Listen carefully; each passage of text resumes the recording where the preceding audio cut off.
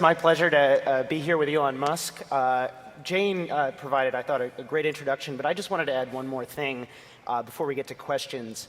When Elon was 23, he got out of college. He went to San Francisco, the Bay Area, with a car, a computer, and $2,000. I think that's right. And he started a company called Zip2. It was sort of like what the early Yahoo was. It was an online directory. 4 years later, when he was about my age, he sold the company for just over $300 million to Compaq. And I bring this up not because it was the largest internet company acquisition at the time, but because he's done so much stuff since then that nobody even remembers this, this initial success. True, Zip2 doesn't get much play. So I'm going to ask him some questions. We're going to go through. He's got, as Jane said, 3 mind-blowing companies. And then hopefully we'll have some time for you all to ask him some questions. So start thinking, and we'll get to those. So I'm going to put up something that probably looks familiar to most people here.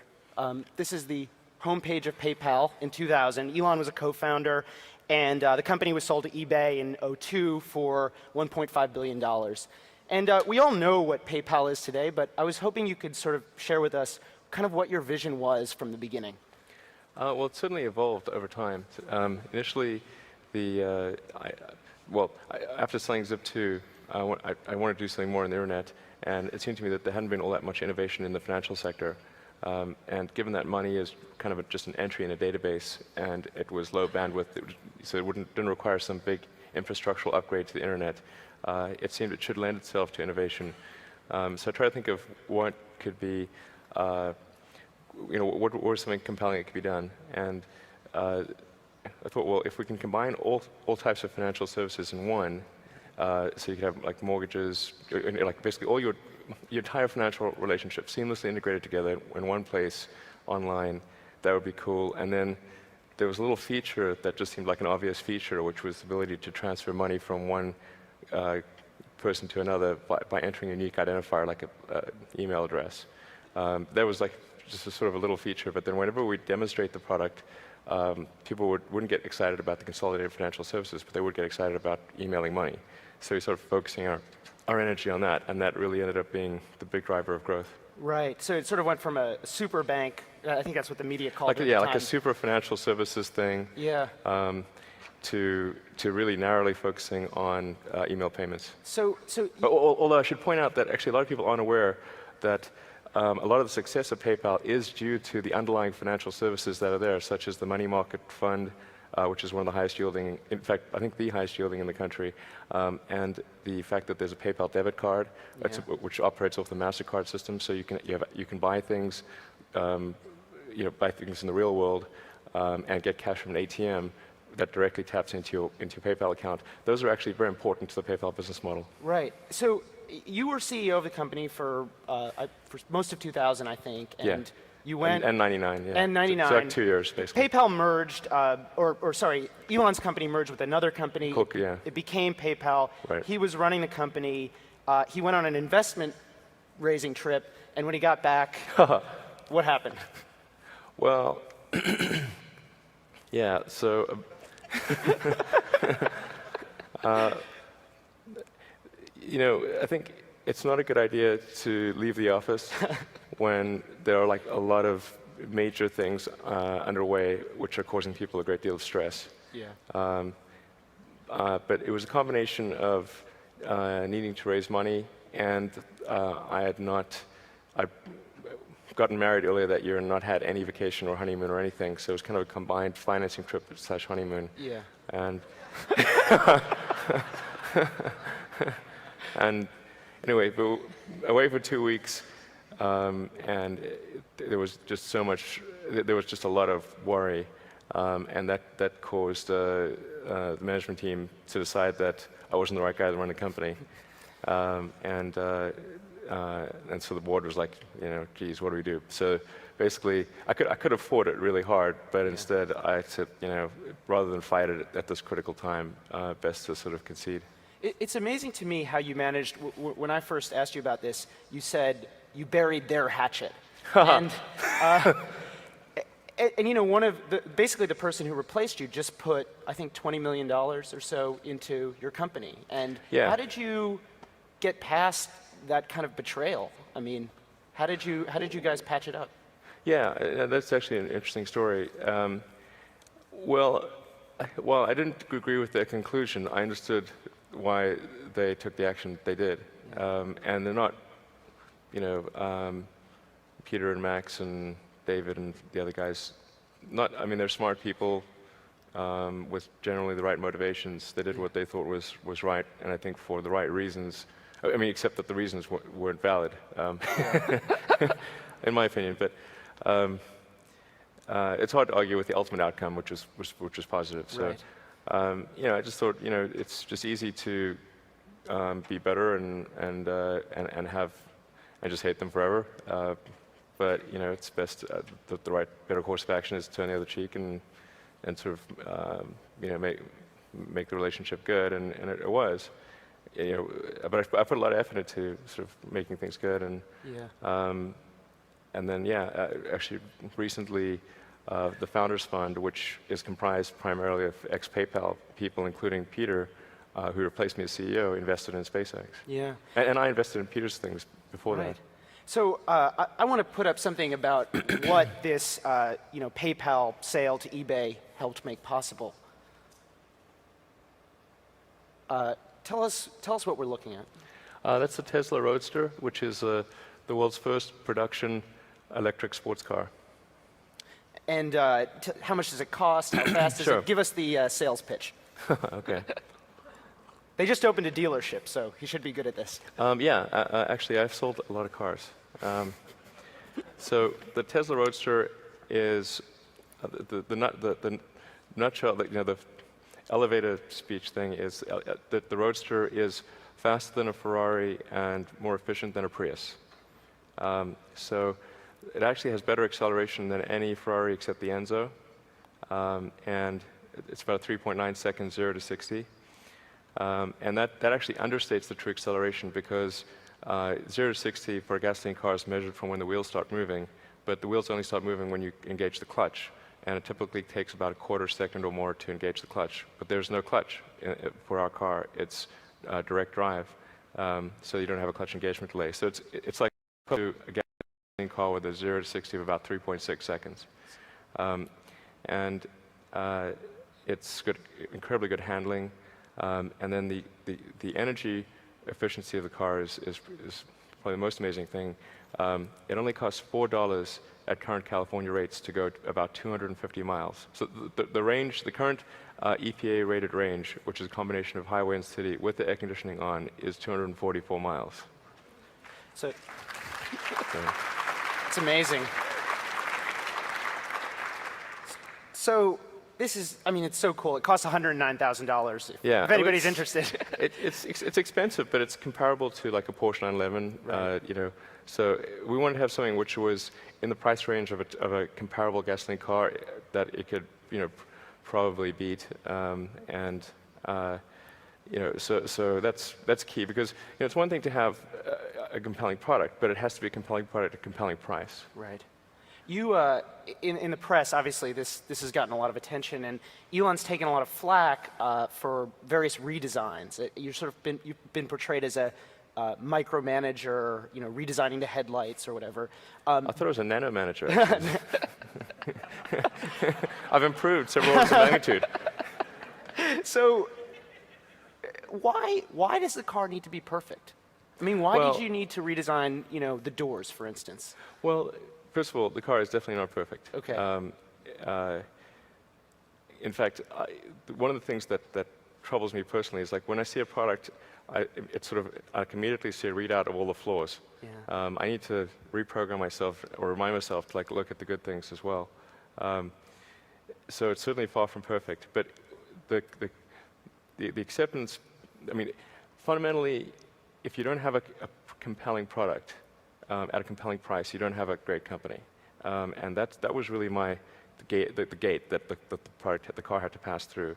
And so there were things like the door sills, because we used a chassis that was inherited from Lotus Elise, In retrospect, we should have completely redesigned the car and not used any Elise componentry, because we really, it's sort of like you go into a house and you think you'll just change this or that and it'll be all okay, and then you end up changing everything in the house. It would have been better to just level the house and start and do something new, because our car is 30% heavier. The load points are all different, so we had to really redesign the chassis. And one of the things I said we've got to do is to lower the dorsals. And as it is, our dorsals are still too high, but I'd say, imagine if they're 2 inches higher, because that's what they were. It made it almost unusable, in my view. Yeah, I mean, what Elon, I think you were quoted saying something like, DeLorean failed because they built a bad car, and, and the car needs to be worth $109,000 to absolutely, make it work. Absolutely, exactly. If you don't, exactly, we did not want to create another DeLorean, and the DeLorean kind of looked kind of cool, but it was really weak on performance. Yeah. It was unreliable, and there were lots of little issues with the car, and we just didn't want to be in that situation. And it's not like, I mean, we could have built a worse car and still sold a bunch of them, but if you don't sell enough to make the business look attractive to future investors, you're not going to attract the capital to take it to the next level, or even to sustain where it is. How many orders have you taken? So 1,200 deposits. Wow. So we only take orders when somebody puts down a deposit of at least $5,000. Yeah. So I'm going to move to another company, but you told me that the last successful car startup was Jeep in 1941. Yeah, in the U.S., yeah. In the U.S. So doesn't that kind of say something bad about going into the car business? I mean, why go for this? Well, certainly I would not have done this if it were a gasoline car. So this is not about, it's not because I thought the world had a shortage of sports cars that we started Tesla. It's because it's very important that we accelerate the transition away from gasoline, for environmental reasons, for economic reasons, for national security reasons. It's very, very fundamental. And frankly,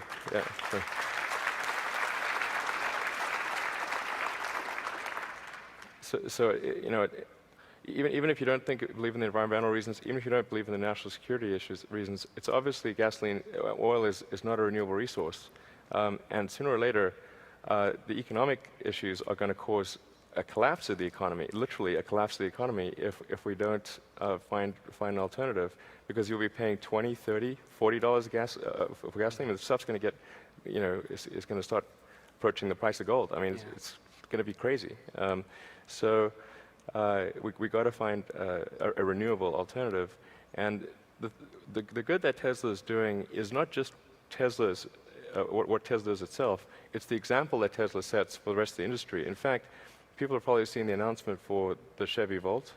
Well, Bob Lutz is the champion of the Chevy Volt, and he credits Tesla with getting the Chevy Volt started, because when we unveiled our Tesla Roadster a couple years ago, and he saw the press release, he took the Tesla press release, went to his development guys and said, if a little company in California can do this, why can't we? Yeah. And that's what prompted the Chevy Volt. Yeah. Well, let's talk about how we power these things. That's a picture of the workshop or just south of San Francisco, right? And then this is another company that Elon, this is probably the one that you're maybe least involved with on a day-to-day basis, but it's Solar City. And sort of the elevator pitch for this one is, as you've told it to me before, is you're going to do for solar power what Dell did for computers, which I think is such a nice way of putting it. And I was hoping you could just unpack that for us a little bit. Certainly. Well, Dell doesn't make the CPU or the hard drive or the memory, but they put it all together, and they manage the relationship with the end customer, and they manage the service and all that. And that's a very important element, because if you had to go to Intel and buy your CPU and somewhere else and buy your hard drive and put that all together, very few people would have computers. Yeah. So Solar City is about packaging that all, making it really easy to use, or just basically make one call, it's just seamless and painless. And then they also have a lot of innovation on the financing front. So they did a $300 million debt facility with Morgan Stanley that allows the end consumer to sign up for solar power, put no money down, and your utility bill decreases. So it's a complete no-brainer. Now, it doesn't work for every house, because your house has to be, south face, have a south-facing roof and be of sufficient size, and you have to be in an area where electricity is not super cheap. Yeah. But it works for a lot of houses, and maybe probably a third of the houses in California, something like that. And so they've just enjoyed phenomenal growth. I mean, they're literally growing as fast as they can hire good people. I mean, the numbers for the month of August came in, and SolarCity is as big as the next 5 solar power providers combined in California. So, and all credit to them. I mean, really, it's a phenomenal job. I mean, I was sort of weigh in every now and again, like, yeah, how about this, or how about that? But really, I deserve very little credit for SolarCity. No nano managing there. No, not at all. Yeah. Thank goodness. So Jane brought up Mars in her introduction, and you got out of PayPal and Zip2, with a lot of money, and I'm sure people in this room have had this happen to them, and many people will have it happen sometime in the future, I hope.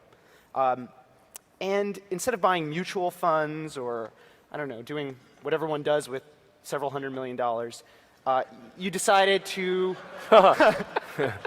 Mortgage-backed securities, I hear they're great. You decided to start a rocket company with the express purpose of, well, making it cheaper to get stuff in outer space and then eventually going to Mars, or helping humanity go to Mars. And I just wanted to know, why? Why do that? It isn't obvious? Well, when I was in college, there were sort of 3 areas that I thought of what's really going to affect the future of humanity in a significant way. And the 3 things that seemed to be most significant to me were the internet, the transition to a sustainable energy economy, and the third was the extension of life beyond Earth, becoming multiplanetary. I didn't think I'd be involved at all in option 3, but the reason I think it's important is it goes to how we decide that anything is important. And the lens of history is a good way to distinguish what seems important in the moment from what is truly important over the long term. And if you zoom out and look at a long enough period of time, and say the 4 billion year history of Earth, and the evolution of life itself, then there's only about half a dozen or so major milestones in the history of life. There's obviously single-celled life, multicellular life, differentiation to plants and animals, the transition from oceans to land, mammals, consciousness, and then also on that scale would fit life becoming multiplanetary. It would be, I think, at least as important as life going from the oceans to land, probably more important or more significant, because at least that was a gradual transition. If things got a little uncomfortable on land, you could just hop back in the ocean, and that's not really feasible on interplanetary journeys. So, here we are. It's sort of the first time in the 4 billion year history of Earth that life has been able to go beyond Earth, and that window may be open for a long time, and I'm optimistic that I hope it will, and I'm actually fairly optimistic about the future of Earth. But something may happen that closes that window and prevents life from extending beyond Earth, and that risks the extension of life, or at least consciousness as we know it, and that would be a terrible thing. Yeah. Life is a terrible thing to waste. So I want to give people a sense of what kind of we're talking about. So we just have a short, this is, building the rocket, and this should give people a sense of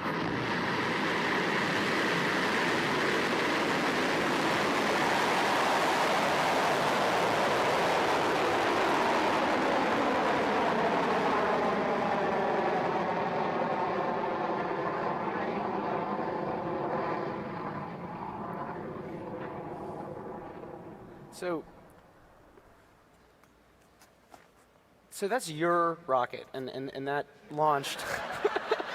Yeah. that launched. What about three weeks ago or 4 weeks ago? Yeah. And we'll get to what happened, but I just want to ask you. I mean, watching that and when you watched that for the first time, your first rocket went in 2005, I believe, or right. I mean, how did you feel when $100 million? years of work, and you're shooting something in the air. I mean, it must have been amazing. Yeah, it's pretty nerve-wracking, that's for sure. The pucker factor on launch day is very high. So no, something. Well, yeah. I mean, I'm actually, should be said, I'm actually kind of like a physics guy. I mean, I'm like an engineer really, and I do kind of the business stuff because you kind of have to do the business stuff, or if you don't do the business stuff, somebody else is going to do it for you, and then you could be in trouble.